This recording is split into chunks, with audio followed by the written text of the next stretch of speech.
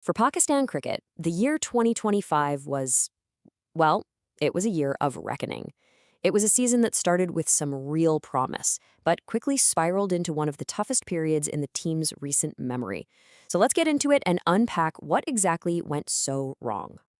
It really all comes down to this one single shocking number, 18.18%.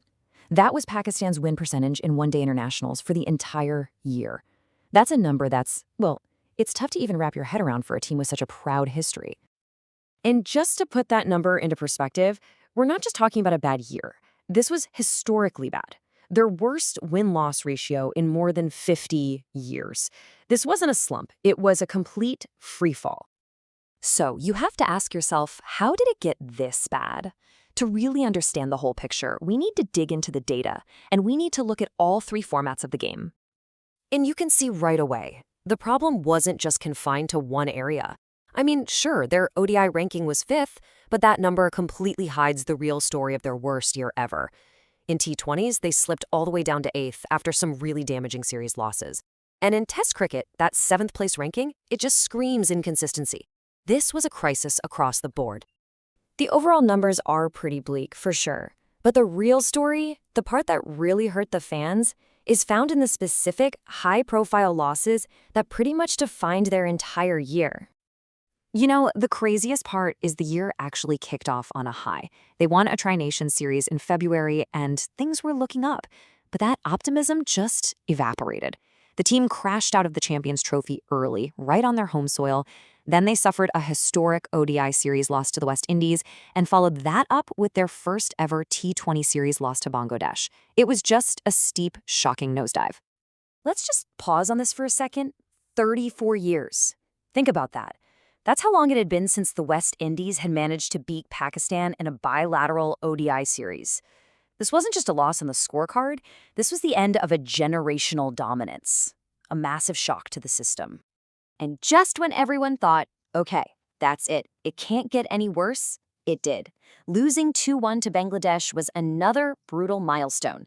It was Bangladesh's first ever T20 series win against Pakistan.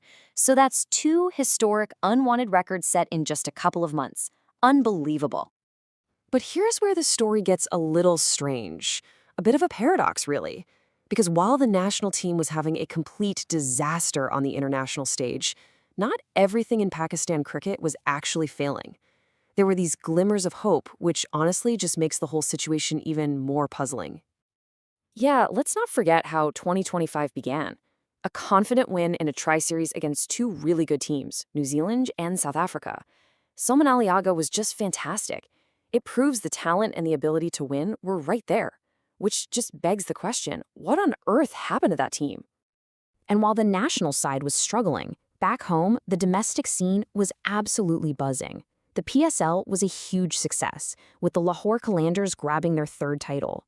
The National T20 Cup was won by the Lahore Blues, and you had guys like Sahibzada Farhan just tearing it up. The pipeline of talent was clearly still flowing. So you've got this major disconnect, right? A national team in crisis and a domestic scene that's thriving. What gives? To figure that out, let's turn to the experts and see how they diagnose the root causes of all this. I mean, when a legend like Wasim Akram speaks, you listen. And his verdict was blunt, to say the least. He didn't ask for small changes. He called for a complete revamp. And he pointed a finger directly at an underwhelming bowling unit. In his eyes, this wasn't a problem you could just paper over. And he wasn't alone. Other analysts were saying very similar things. The consensus seemed to boil down to a few key problems. There was no stability in leadership or player selection, a real need to better connect the domestic game to the national side, and just a fundamental lack of team spirit and cohesion. All the parts were there, but they just weren't working together as a team. All right, so recognizing the problem, that's step 1. But what's the actual plan? What's the way forward? Let's take a look at the proposed road to redemption for Pakistan cricket. The prescription for recovery seems to focus on 3 core ideas. First and foremost, create stability.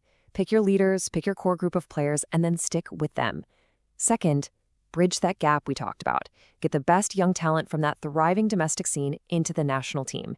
And third, treat every upcoming tournament, like the Asia Cup, as a fresh start, a chance to rebuild confidence and find that winning formula again.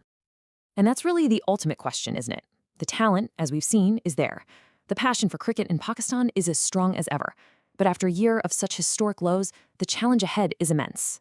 Can a new generation of players, hopefully with some stable leadership, actually turn this tide and bring Pakistan cricket back to the heights where its fans believe it belongs? I guess only time will tell.